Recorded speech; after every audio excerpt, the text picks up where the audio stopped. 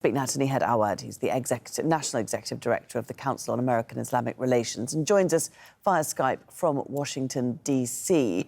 So this bill, it bans funding for UNRWA for 1 year. Give us an idea of the impact of that as we've got famine looming in northern Gaza and this being the one organisation that can best reach people who need help.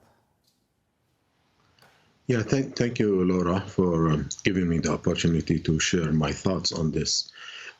Unfortunately, it is really a sickening decision, utterly sickening, to see the House of Representatives pass this bill that included a clear denial of the Palestinians to essential means of living, whether food, medical supplies, and of course education. Education is secondary now, but the Palestinians in the West Bank, in Gaza in particular, they need these essential supplies for survival. The United States government basically is enabling the genocidal campaign of Israel on the military side, and now the US even is participating in denying the Palestinians the last bit of food that maybe may keep them alive, based on accusations by Israel that have not been proven to be true.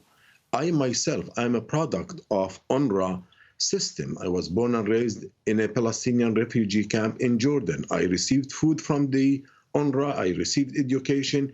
It had a huge impact on our lives. But now for the Palestinians in Gaza, they are between death and life.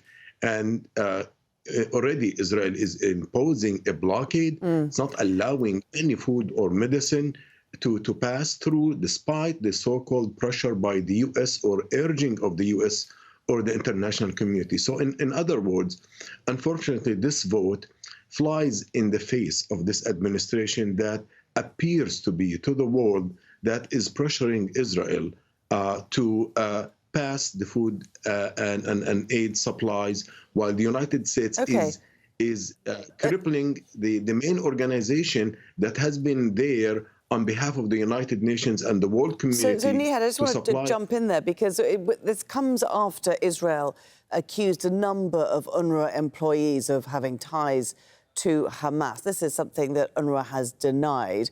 There is currently a UN probe into these accusations, and a final report will be released at the end of April. One wonders why the US didn't wait until that report was released before making this move. It just confirms our fear, our anger with this administration that is not it's not using logic or even due process in affirming accusations after just maybe having to wait for the end result of the investigation.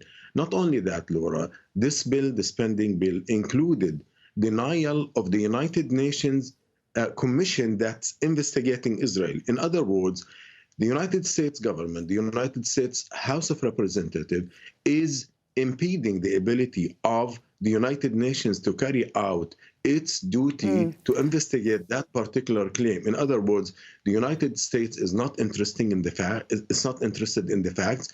It's just interested to listen to the state of Israel and giving Israel what it needs to continue its genocidal campaign, unfortunately. Can UNRWA survive this? Because we have had a number of countries, such as Canada, Finland, and Australia, resume their funding for the organisation. But of course, the US is the leading donor. Exactly. Well, it is a major setback to UNRWA's critical mission today to help save the Palestinians. And while the organization can survive with the help from the rest of the world, but as you said, the US is the lion's share of the supporters of the United Nations, and but this way it will just be complicit with the state of Israel in suffocating the Palestinians, in pushing tens of thousands of young children into a malnutrition, and we have seen the number is increasing, the death of people especially children. We're almost at 30 people who died, 27 of them children. And this is it is avoidable. It's a man-made state, is a state of Israel-made catastrophe, aided, supplied, supported, politically protected by the United States government, unfortunately. Nihad, Awad, thanks very much for taking the time to join us here on Al Jazeera. Thank you.